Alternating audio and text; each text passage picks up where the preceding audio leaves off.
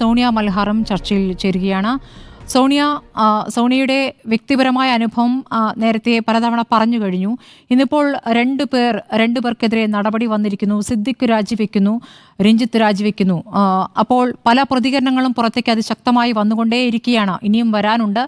പല പ്രമുഖരുടെയും പേരുകളടക്കം പുറത്തു വന്നുകൊണ്ടിരിക്കുന്നു. അപ്പോൾ ആദ്യപടിയായി ഈ രണ്ട് രാജിയും കാണുന്നു. സോണിയയ്ക്ക് ഇപ്പോഴുള്ള ഈ നിമിഷത്തെ തോന്നൽ എന്താണ്? ഒരു പ്രതീക്ഷയാണോ അതോ ആ നിരാശ തുടരുകയാണോ? പ്രതീക്ഷയാണ്. കാരണം ഒരു മാറ്റത്തിൻ്റെ ഒലിയാണ് നമ്മൾ കേട്ടുകൊണ്ടിരിക്കുന്നത്. നിങ്ങൾ മാധ്യമങ്ങൾ എടുക്കുന്ന ഒരു സാധാരണ കേസുകൾ നിങ്ങൾ എടുക്കുന്ന പോലെ അല്ല എന്ന് എനിക്കും തോന്നുന്നുണ്ട്. കാരണം ശക്തമായി നിങ്ങൾ കൂടെ നിൽക്കുമ്പോൾ സർക്കാരിന് അത് കണ്ടില്ല എന്ന് വിചാരിക്കാൻ പറ്റില്ല. എല്ലാ ചാനൽസും അതിന് വേണ്ടിയിട്ട് മുൻകൈ എടുക്കുന്നുണ്ട്. അതൊരു മാധ്യമ ധർമ്മം കൂടെ ആയിട്ടാണ്. നിങ്ങളൊരു വെറും കേസായിട്ടോ അല്ലെങ്കിൽ നിങ്ങൾക്ക് റേറ്റിംഗ് കിട്ടുന്ന ഒരു സാധനമായിട്ട് മാത്രം ഞാനിതിനെ കാണുന്നില്ല. അപ്പോൾ എല്ലാവരുടെയും പൂർണ്ണമായിട്ടുള്ള സഹകരണവും അതേപോലെ സർക്കാരിൻ്റെ പിന്തുണയും അതുപോലെ ഈ ഇത്തരം ഇപ്പോൾ തന്നെ ഇന്നത്തെ ഒരൊറ്റ പകലിൽ നമുക്ക് 2 രാജി കിട്ടി. അപ്പോൾ ഇതൊക്കെ എന്ന് പറയുന്നത് ശക്തമായ ഒരു തെളിവ് തന്നെയാണ്, അല്ലെങ്കിൽ ഒരു മാറ്റത്തിൻ്റെ ഒലിയാണ് കാണുന്നത്. കാരണം നമുക്ക് അരക്ഷിതാവസ്ഥയില്ലാതെ വർക്ക് ചെയ്യാൻ പറ്റുന്ന ഒരു സംവിധാനം അത് എല്ലാ മേഖലയിലും ഉണ്ടാവേണ്ടതുണ്ട്.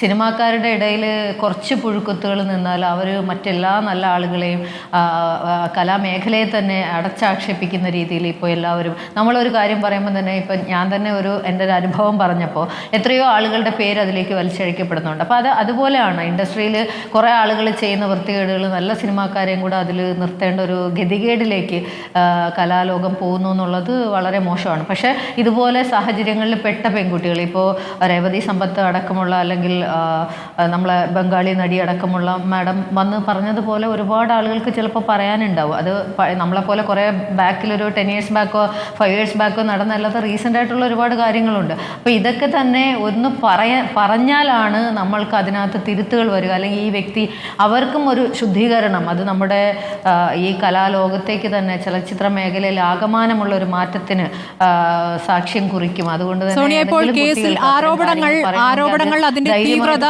പല തലത്തിലാണല്ലോ, പല രൂപത്തിലാണല്ലോ. മോശം പെരുമാറ്റത്തിന് ശ്രമിച്ചു, അതിന് ഇട നൽകാതെ അവിടെ നിന്ന് രക്ഷപ്പെടുകയായിരുന്നു ബംഗാളി നടി.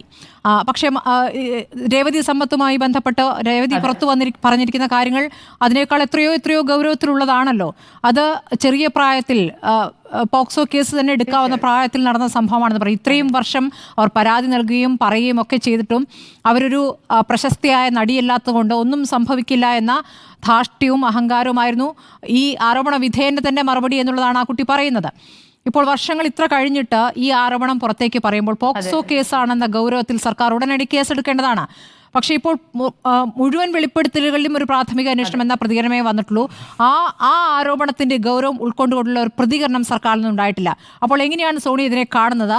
ഇപ്പോൾ ആക്ട് ചെയ്യാൻ നിർബന്ധിതമാകുന്നു, അല്ലെങ്കിൽ ആക്ട് ചെയ്യാൻ തുറന്ന മനസ്സോടെ സർക്കാർ വരുന്നു. ഇതിൽ രണ്ടിൽ ഏതാണ് തോന്നുന്നത് സോണിയയ്ക്ക്?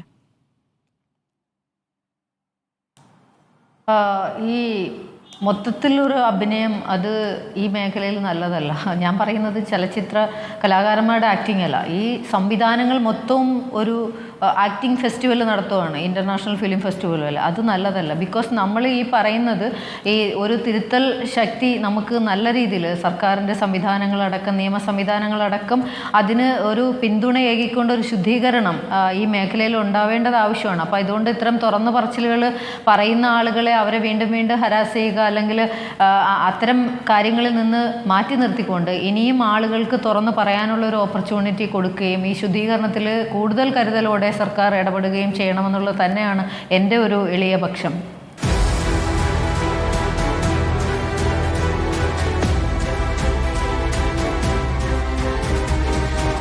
ഡിബേറ്റ് വിത്ത് സ്മൃതി പരുത്തിക്കാട്.